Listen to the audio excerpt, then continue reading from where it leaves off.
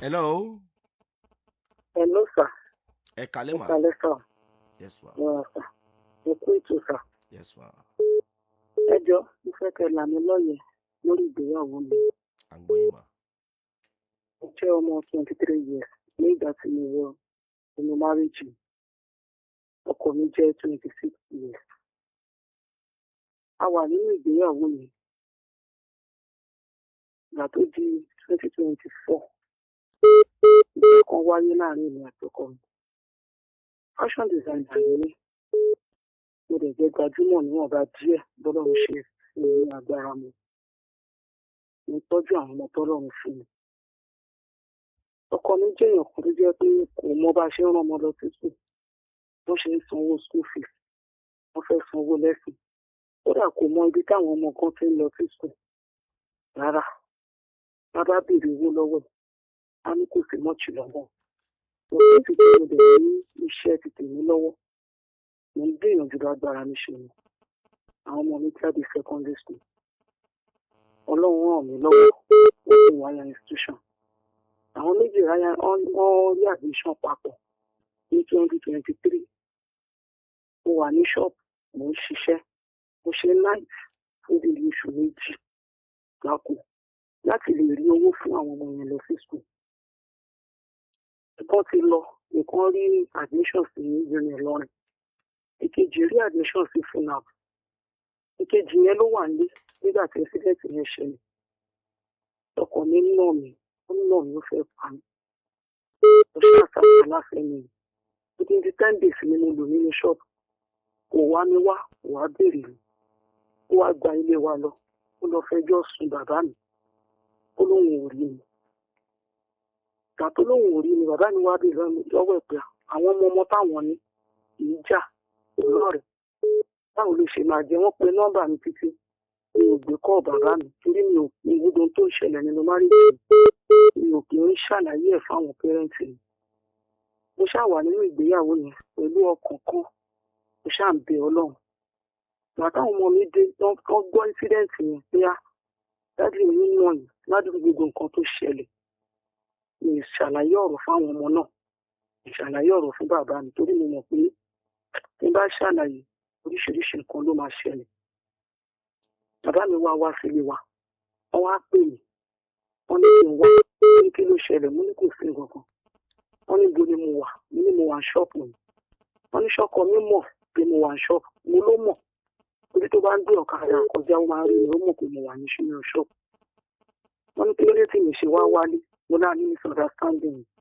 Wọ́n dẹ̀ ní kí n bẹ̀. Mo dẹ̀ kúnlẹ̀ ẹsẹ̀ méjèèjì. Mo dẹ̀ bẹ̀ mo ní kó má bínú.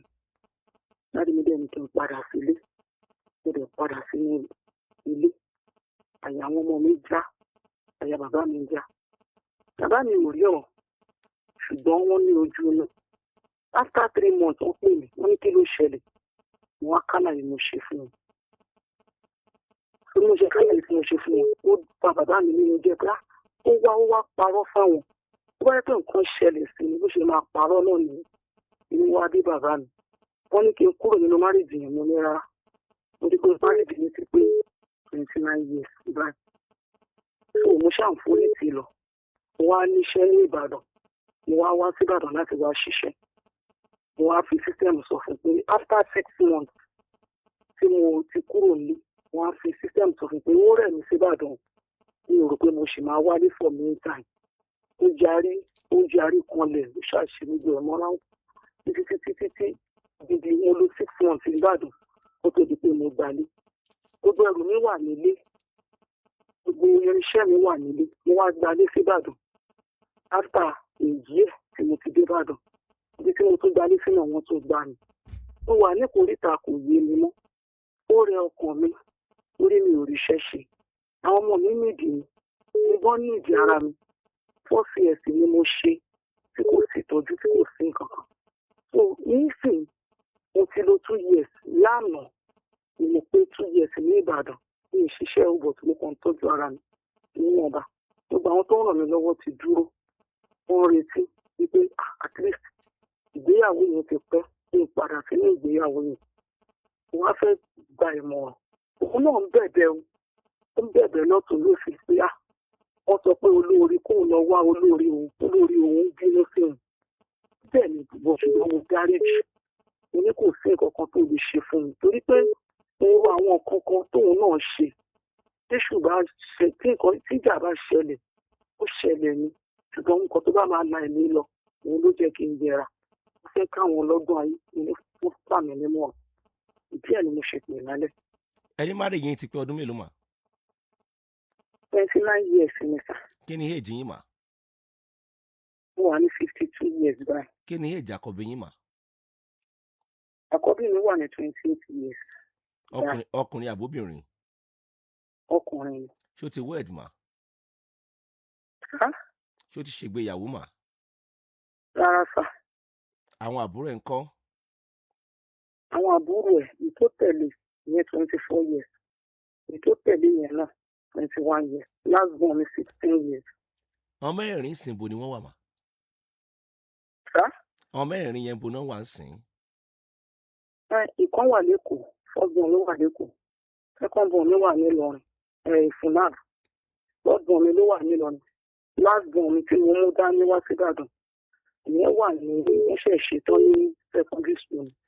àwọn iléèwé tó ọmọ yẹn wà yẹn ṣẹ́yìn lè rán wọn níléèwé yẹn àbí ọkọ yín ló ń sanwó school? ọlọ́run ló nípasẹ̀ ọlọ́run ni ní ṣe nípasẹ̀ ni. ṣọkọ yín ló ń sanwó iléèwé mà? rárá sà. ta ló ń san tó rán wọn níléèwé? ọlọ́run ní mo ń tán. iṣẹ́ wo lẹ̀ ń ṣe báyìí tẹ́ fi ń sanwó school táwọn ọmọ yẹn ń lọ? iṣẹ́ wo lẹ̀ ń ṣe mà? nígbà tí fashion designer ni ṣùgbọ́n nígbà tí mo ti relocate sí Ìbàdàn mi tí kò irinṣẹ́ mi níbi tí ó ṣiṣẹ́ kankan. ọdún méjì sẹ́yìn talent tó ń sanwó iléèwé àwọn ọmọ yẹn àti jíjẹ àti mímu wọn tó wà ní school wọn. nígbà tó sọ fún mi pé kí n padà sílé mo ní nǹkan tó lè jẹ́ kí n padà sílé ni pé tó bá take responsibility lórí àwọn ọmọ yìí tó dẹ̀ sanwó school wọn ó sanwó sẹ́yìn ní 2 years tí mo fi kúrò ní báyìí bọ̀tú owó oúnjẹ ìjọ tó bá rí ó máa sẹ́ndì ìjọ tí ò bá rí á sẹ́ndì. iṣẹ́ wo lọkọ yín ṣe? ó jẹ́ aluminium man. Okay. nínú márìjì yẹn náà ni ó ti lọ kọ́ iṣẹ́ yẹn mo farada fún 3 years tó lọ fi kọ́ṣẹ́. èyí máa farada nǹkan fúnra wọn náà ni ọkọ sínú márìjì kò yẹn jẹ́ tuntun èyí máa farada nǹkan fúnra yẹn náà ni mà. ní tí màá sọ fún yín lélẹ́yìí mà ṣé ẹ ṣe lọ́ọ̀fù ọkọ yín àbẹ́ ẹ̀ lọ́ọ̀fù ọkọ yín mọ́? ó ṣe nífẹ̀ẹ́ títí pé nífẹ̀ẹ́ kí ìgbéyàwó yẹn dàrú nìkan. ọdún méjì sẹ́yìn àwọn náà ti rí márì. rárá sà. ṣáwọn ọmọ yín support kẹ́ padà sọ́dọ̀ dájú wọn?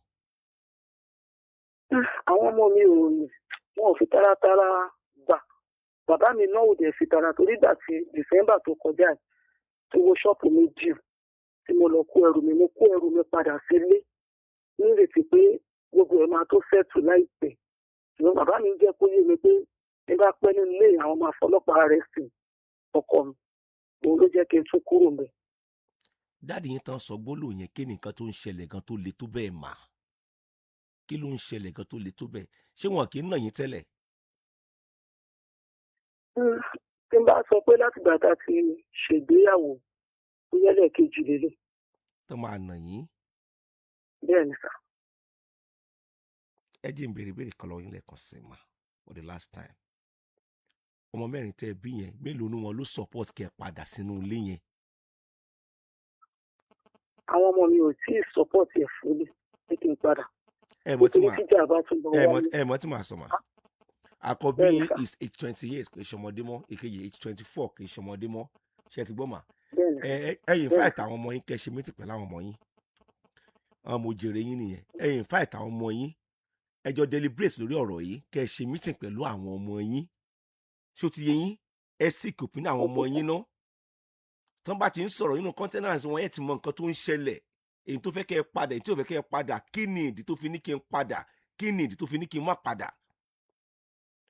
mo sọ ọmọ òwe kan ẹ lò mà ẹ ṣe mítì pẹ̀lú àwọn ọmọ yẹn ẹ ṣe ọmọ yẹn ló ní yín ẹ̀yin lẹ́ni wọ́n ẹ ṣe mítì pẹ̀lú àwọn ọmọ yẹn kó mọ̀ ní kí mọ́mì mi mo sọ fún yín gbà yẹn kẹ́ ẹ má padà mọ́mì yín mo sọ fún yín gbà yẹn kẹ́ ẹ padà ẹ ṣe mítì pẹ̀lú àwọn ọmọ yín náà ẹ sì kò pín àwọn ọmọ yín yẹn náà àwọn mẹ́tẹ̀ẹ̀ta tó ti dàgbà yẹn tó bá ṣe é ṣe ọmọ mẹ́ta yẹn jẹ́ kán wà lójú kan náà bẹ́ẹ̀ ṣe conference call ni bẹ́ẹ̀ ṣe kan ni wọ́n máa wálé ni ṣó ti yé yín mà ẹ̀bọ́n ọmọ yín yẹn sọ̀rọ̀ náà ọ̀nà rínú náà ríta náà mọ dáàdi wọn náà mẹ̀yìn náà àkọ́bí yín dẹ̀ ní 28 kì í ṣọmọdé ìkejì 24 wọn ìṣọmọdé wọn náà ti di bàbá wọn ti di ìyá ṣọ́rọ̀ mi ti yé yín mà tó bá tẹ̀ jẹ́ pé ẹ̀tẹ̀ wá padà sínú ilé yẹn náà bóyá wọn tó a ṣe mítì pẹ̀lú dáàdi wọn náà mítì tẹ́ bá jọ ṣe yẹn ló máa sọ nǹkan tó máa ṣẹlẹ̀ ṣọ́rọ̀ mi ti yé yín mà ẹ̀dẹ̀ má ronú ẹ má bọkàn jẹ́ ìrìn àjò ayé yín ò ní dàrú ọ̀nà àgbékabẹ̀ tó dáa ibi tẹ́ fi ní kábàámọ̀ ní kẹyìn ìgbésí ayé yín ọ̀nà àgbékabẹ̀ pẹ̀lú agbára Ọlọ́run